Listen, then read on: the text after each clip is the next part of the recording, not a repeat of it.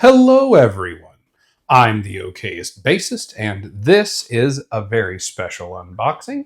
This is another bass. This one should be somewhere between a custom and production model. This is the new titanium line from Flame Guitars, the same ones who made my Lord of the Rings bass. I was speaking with Karel, the owner operator of the group, because it's just him, so he's his own group now. He has switched to being a luthier full time, and was talking to him about what his plans were. He said that he was planning, since he'd switched his full time career to being a builder, that he wanted to put a production model out. I told him that sounded awesome, asked if he wanted any help with doing reviews and such.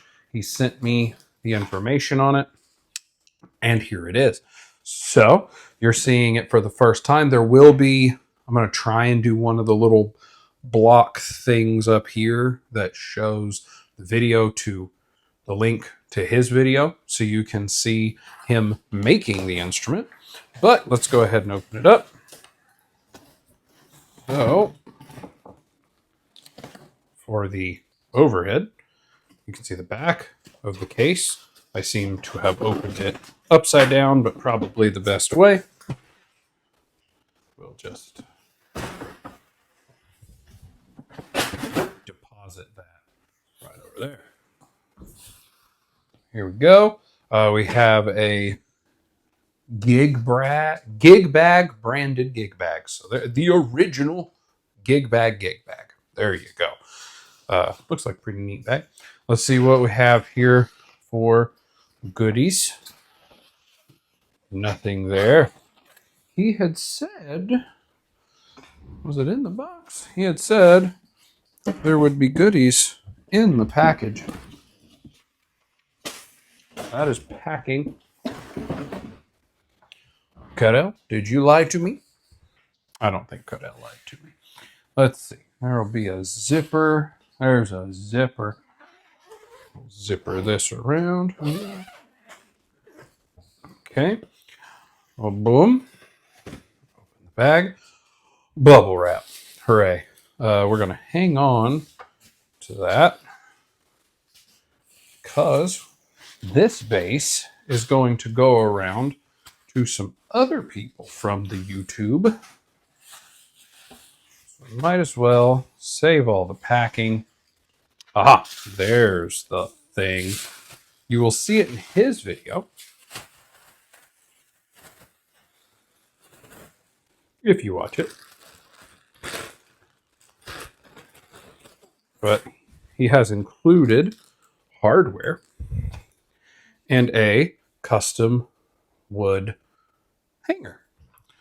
So it's made specifically for the instrument. Probably mount that up on the wall if I don't end up using my regular swinging hangers. I do have a really nice Hercules hanger over there that somebody won and never collected. Now, Karel also includes things like this. Certificates of authenticity. I still have the one for Gorthauer. So this includes information on the build. So the body is a black Limba body, anodized titanium grade 2 top, 7-piece laminated quarter sawn Wengay Canadian maple. Fingerboard is African ebony with stainless steel frets and nut. Scale length is 36 to 34, so not quite to the 37 on a Dingwall. The preamp and pickups are Fishman Fluence for 5-string bass soap bar. They are custom Flame Instruments titanium knobs with Ibanez monorail bridges, so the same tuning bridges that are on the EHBs. Fantastic, the best that I've ever used. That's why they're on Gorthauer as well. The finish is a satin polyurethane. Strings on it are D'Addario EXL 170-5SL for super long. Thinking I'm going to swap those out for the D'Addario XS for multi-scale, but we will see. Anodized titanium grade 2 knobs, Dunlop strap lock flush mount buttons. So those are in here as well somewhere, I'm sure. Aha. more goodies. We'll deal with that in a minute. Custom instrument commission agreement, purpose of the agreement, all the things, who paid, how much was paid, shipping and delivery was included, not the tariffs. Then rendering of what the base should look like.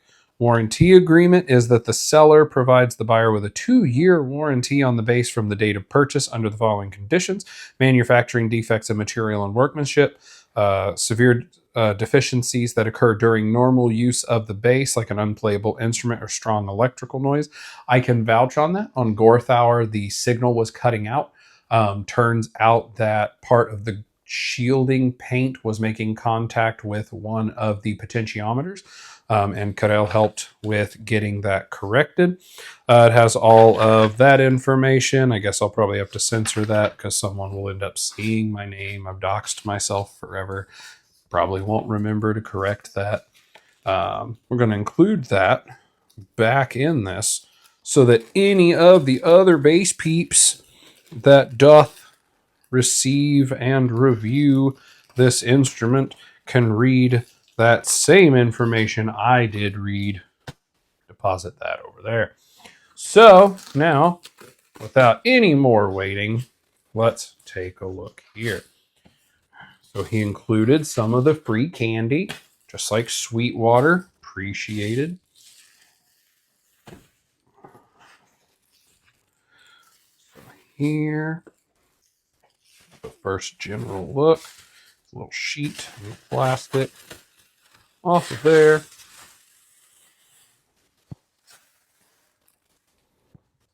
Oh, hey, the truss rod and bridge tools.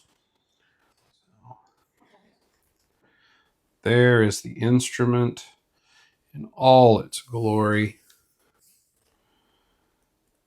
So, laser engraving of flame there above the neck includes the strap buttons that recess into it, which means it would have its own dedicated strap.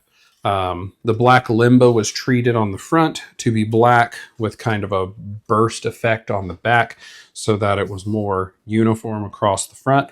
I personally really like that.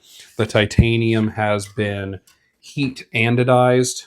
You can see about that on his video, giving it this really cool rainbow effect. Of course, the Fishman Fluence. Let's see if it sounds like it's in tune. That's a no. That is a no. That is not in tune. However, this is just an unboxing anyway, so that part really doesn't matter. Jack is down on the bottom. It also has, as we can see from above, he did tell me that the magnets are strong.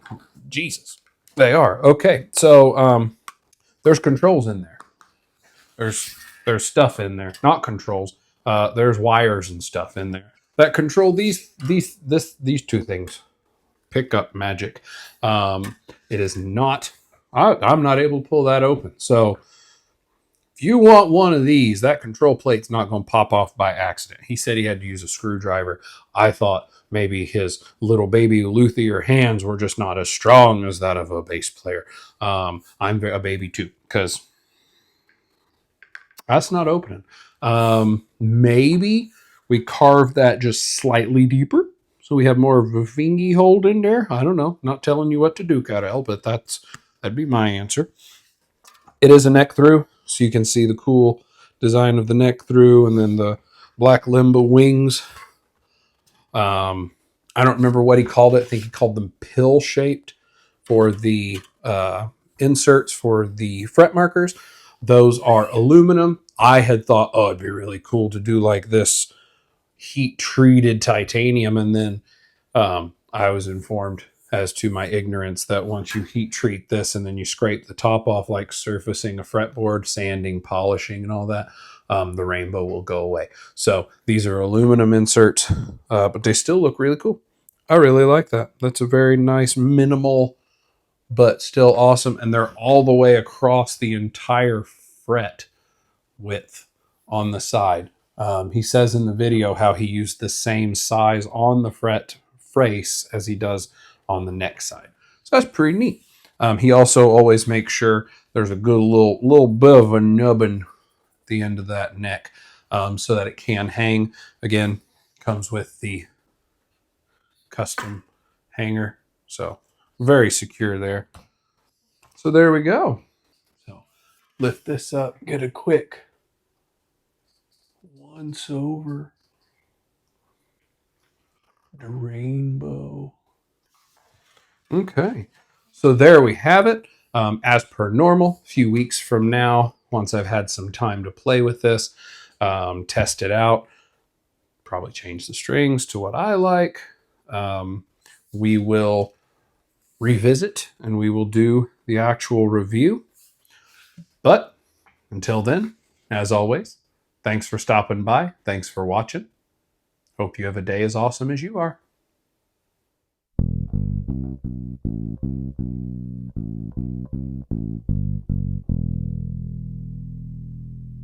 Godel, you do an awesome job. I don't even want to send it to anybody, but I have to share.